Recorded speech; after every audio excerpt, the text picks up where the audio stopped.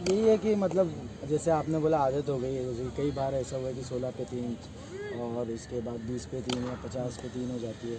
तो मैं वहाँ जाता हूँ, यही सोचता हूँ कि जितना हो सके मैं वक्त गुजारूँ।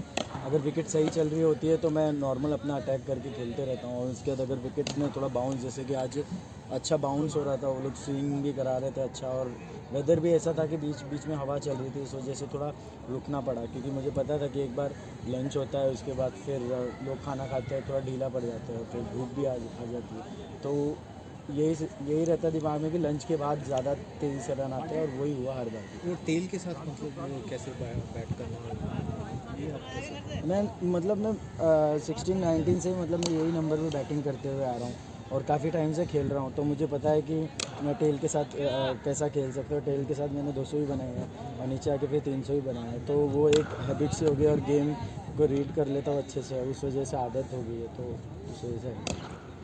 सरफराज, आपने इंडिया सिलेक्शन के बारे में बात की 2-3 दिन पहले कि वो कैसे फ्रस्ट्रेशन होता है, तो जो मोटिवेशन है वो आप कैसे कर रहे हैं कि उसको आप मतलब अफेक्ट ना करने दें अपने गेम के ऊपर? यही है कि मतलब अभी 2 दिन पहले मतलब मेरे डैडी यहीं आए थे TNM में, गाज़ियाबाद जो यहाँ से 14 किलोमीटर दूर है, वहाँ पर डैडी के साथ मैंने परसों के दिन और कल के दिन प्रैक्टिस किया, और वो मुंबई से आए ताकि उनको पता है कि मैं साइड था, तो वो आए, उन्होंने बस यही बोला कि हमारा काम है रन्स बनाना, हम यहाँ बनाए चाहे इंडिया के खेलेंगे तो रन्स ही बनाना है, लाइफ टाइम रन्स बनाना है। तो मुझे काफ़ी मोटिवेट करते हैं, और वो बचपन से मतलब कई बार मैं ऐसा फ्रस्ट्रेट हो जाता था, कुछ मेरी लाइफ में अच्छा नहीं चल रहा है, या मैं जब यूपी के लिए गया था, फिर मैंने मुंबई के लिए कम बैक किया, तो वो मुझे काफ़ी मेंटली रेडी करके रखते हैं मेरी लाइफ। और आपने कहा था कि मुझे नींद नहीं आ रही है, इस पारी के बाद नींद तो आनी शुरू हो गई। नहीं, ऐसी बात नहीं, बस मेरे यही रहता है, मैं हर मैच में जब भी अंदर जाऊं तो कुछ ना कुछ अच्छा करूं, टीम के लिए अच्छा करूं।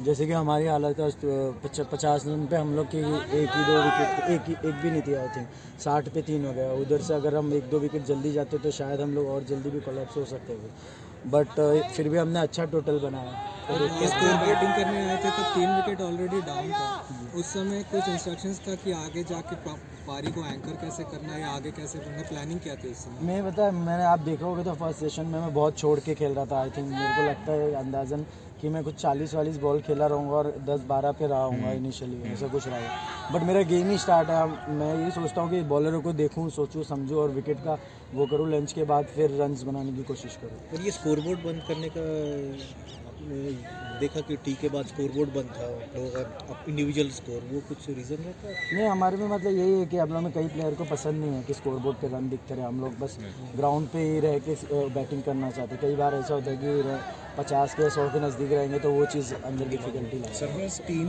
से किस तरीके का आपको सपोर्ट मिला अभी? जैसे अजिंक्य रहाणे है टीम में, जो आप बता रहे हैं थोड़ा टफ फेज़ रहा है लास्ट 1 वीक आपके लिए थोड़ा सा, तो आपने सेंचुरी भी बनाई, तब टीम के भी सब प्लेयर्स खड़े होकर स्टैंडिंग ओवेशन दे रहे थे। इनफैक्ट आप जब डबल्स के लिए भी कुछ शॉट खेल रहे थे तब भी यहाँ से वाटर शॉट की शाउट्स आ रहे थे, तो टीम से किस तरीके का सपोर्ट रहा? नहीं, मुझे सब सपोर्ट करते हैं, अमोल सर भी, अभी अमोल सर भी बात करते रहते हैं मेरे साथ कि लाइक तेरा काम है रन्स बनाना, और तू एक है जो बीच में अगर हमारी विकेट्स कभी जल्दी जाती है तो तू ही गेम को आगे ले जा सकता है। और जो टीम मुझ पर भरोसा करती है तो मैं वो भरोसा जल्दी तोड़ना नहीं चाहता हूँ, क्योंकि मैं ऐसा मतलब कि हाँ कि मैं हूँ, मैं खेलूँगा, तो अंदर जब तक मैं अंदर विकेट पे रहता हूँ तो हमारी टीम का माहौल ठंडा ही रहता है, तो मैं वो मुझे अच्छा लगता है कि मैं वहाँ इंजॉय करूँ और ये लोग यहाँ इंजॉय करें। सर ऑफ सीजन में दिल्ली कैपिटल्स के लिए आप इधर आके ट्रेनिंग किए थे, काफ़ी फिटनेस पे काम किया था, थोड़ा उसके ऊपर बात करें। हाँ, DC ने कैंप लगाया था इस साल, कुछ 14 दिन का कैंप लगाया था, हम लोग गुड़गांव में आई थिंक रुके थे, वहाँ पर 14 दिन का फिटनेस कैंप लगाया था ताकि सीज़न से पहले हमारे सब प्लेयर रेडी रहे। तो जितने भी प्लेयर अवेलेबल थे उस समय उन्होंने आके यहाँ पर फिटनेस किया। उसके बाद मुंबई जाके भी किसी को टाइम था तो हमारे जो ट्रेनर विवेक है वो भी काफ़ी हम लोग पे ध्यान देते हैं। DC भी काफ़ी लोगों को बैक कर रही है। दिल्ली की सर्दी के बारे में कुछ बता दो, कैसा लग रहा है? ठंडी तो बहुत है, बहुत ही ज़्यादा ठंडी है। बस यही है कि यही दुआ करते हैं कि सुबह 9-10 बजे जल्दी से धूप आ जाए तो हाथ में बॉल।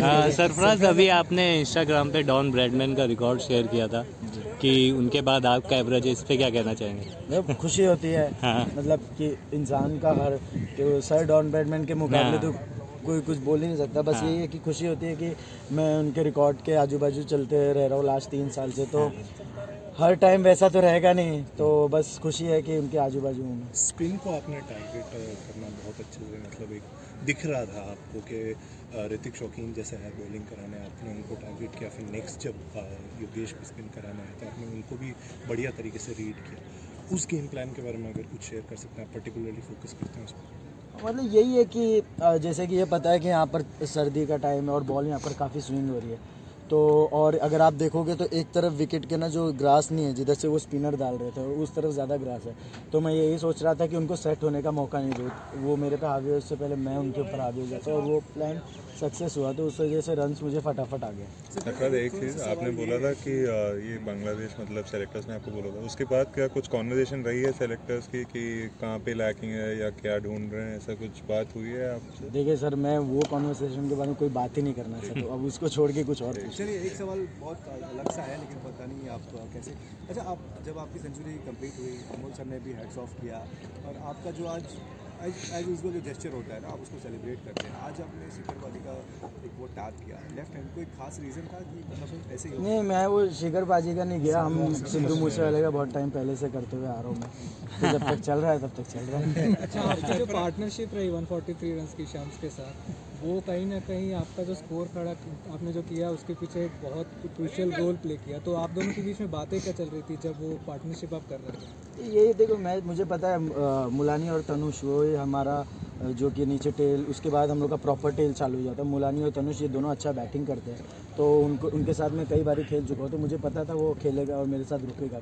कभी कभार सामने से विकेट भी चले जाते, तो मुझे पता है कि मुलानी है या तनुष है, तो यही बात कर रहे थे कि खेलते रहेंगे, जितना स्कोर हो सकेगा आगे बढ़ाते जाएंगे। अच्छा सरफराज, वो अगर आपका रणजी रिकॉर्ड देखा जाए तो असाधारण है एक तरफ से, और आप इंडिया ये के लिए जब खेलते हैं तो 30-35 का लगभग औसत है, तो क्या अंतर होते हैं, मतलब क्या कोई एक्स्ट्रा प्रेशर वगैरह होता है? नहीं, प्रेशर वगैरह कुछ नहीं होता है। कई बार ऐसा होता है कि इंसान हर जगह तो सक्सेस नहीं हो सकता, हर जगह ही हो जाएगा तो फिर वो अलग ही प्लेयर बन जाएगा। लास्ट 3 साल से एक्चुअली इंडिया में जब मैं फर्स्ट टूर किया था तब मैंने 71 फर्स्ट मैच में डेब्यू में बनाया था, नॉट आउट, सामने से प्लेयर आउट हो गए थे, वहाँ भी मेरा 100 हो सकता था, और एक आध मैच में जल्दी आउट हुआ हूँ। उसके बाद जो मेरा न्यूजीलैंड टूर के सामने भी मैंने एक मैच जल्दी आउट हुआ, फिर सेकंड में वापस मैंने 60 रन बनाए थे। तो कई बार ऐसा हो गया था कि मेरे सामने से टेल आउट हो गए थे या वगैरह वगैरह, तो आने वाले टाइम में यही कोशिश करूँगा कि वहाँ पर भी सेंचुरी लगाऊं। भी तो कम हुए हैं। हाँ, बहुत ही। सर, फिलहाल में हमने देखा है क्रिकेट में फिटनेस को एक क्राइटेरिया बना दिया गया बड़ा, तो आप कुछ अलग से कुछ खास काम कर रहे थे फिटनेस को लेकर? जैसे कि अभी इन्होंने बात किया था कि डीसी के साथ हमारी फिटनेस कैंप चालू की थी, तो वही वर्क कर रहे हैं कि और अब ऊपर लेके चले अपने फिटनेस को, जैसे कि पूरी डीसी टीम और मेरे ऊपर खास तौर से जितने भी हमारी टीम में लगता है कि आगे सीज़न अभी आने वाला है खेल का, तो उस पर काम चल रहा है। स्पिनर्स को लगातार अटैक करके खेलते थे, एक बार आप स्टंप आउट जब होते बच्चे तो आप 1 मिनट ज़मीन से नहीं उठे थे, तो उसके बाद लगातार फिर डिफेंसिव हो गए, तो क्या इंट्रोस्पेक्ट करते हैं, कितना अपने विकेट को कीमती समझते हैं? नहीं, मैंने जैसे आपको बताया कि आप कि इस तरफ जो है वो गुड लेंथ पे ग्रास नहीं है, तो वहाँ से बॉल कभी कभार सीधा आते आते एक आध बॉल ग्रिप हो जाता है, तो फिर मैंने ये सोचा कि अब यहाँ से थोड़ा देख के खेलूँगा, क्योंकि कभी भी ग्रिप हो रहा है, कभी भी अंदर आ रहा है, आउट होने को एक ही बॉल लगती है, तो थोड़ा टाइम लेके खेल रहा था और लूज बॉल को मैं मार रहा था।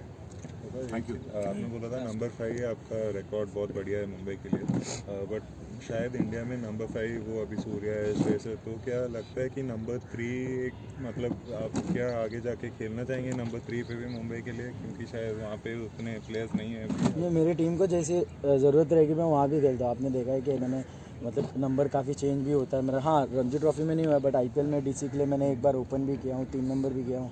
आरसीबी के टाइम पे मैं फिनिशर रोल भी किया था, जब विराट भाई और एबी ऊपर जाते थे, तो उस समय 6-7 नंबर भी जाता था। मतलब कोई भी नंबर पे बैटिंग करने के लिए मैं रेडी रहता हूँ, जैसे भी मेरी टीम को ज़रूरत हो मैं वहाँ। सरफराज, हमने देखा कि मयंक अग्रवाल जब खेल रहे थे डोमेस्टिक क्रिकेट में, तो उन्होंने 2-3 साल तक लगातार ढेरों रन बनाए थे, उसके बाद फिर उनका इंडिया कॉल अप आया, खेले, उसके बाद फिर मतलब उसके बाद उस परफॉर्मेंस को जारी नहीं रख सके। उसी तरह से आपका भी डोमेस्टिक क्रिकेट में लगातार चल रहा है, बहुत बढ़िया। क्या लगता है कि मतलब सिलेक्शन में देरी वगैरह से वो फिर टच चला जाता है, या फिर जब खिलाड़ी पीक पे हों तो उस टाइम पे नहीं मतलब सेलेक्ट होने पे कोई असर होता है? सर, मैंने आपको पहले बताया कि सिलेक्शन के बारे में मुझे कोई बात नहीं करनी, और मैं इसके बारे में नो कमेंट्स ही दूँगा। सर इस सीजन कोई टारगेट सेट किया है आपने? इस सीजन का कोई टारगेट सेट किया आपने? पृथ्वी ने बढ़िया खेला, क्रूशल 40 रन बनाए और लास्ट टाइम भी उसने जो रिकॉर्ड बनाया था उसमें भी उसने काफ़ी अच्छी बैटिंग की। जो ये 40 बनाया, आप बोल रहे थे कि फर्स्ट मॉर्निंग सेशन में बहुत मुश्किल था बैट्समैन के लिए, लेकिन उसने बहुत अच्छे से रन बनाया, उसके बाद फिर बहुत सारे विकेट्स गिरे। तो ये आप कहेंगे कि पृथ्वी शॉ की खासियत है या बॉलर्स? सर वो एक अटैकिंग बैट्समैन है, वो जब भी चलता है तो वो तेज़ी खेलता है, उसका वैसी गेम है। तो वो हम लोगों के हमारी टीम के लिए बहुत अच्छा रहता है कि जल्दी से जल्दी बोर्ड पे वो रन लगाए तो प्लस पॉइंट है हमारी टीम के लिए। सर इस सीजन कोई टारगेट सेट किया है आपने? कोई टारगेट नहीं सर, 0 टारगेट 1-2 सर।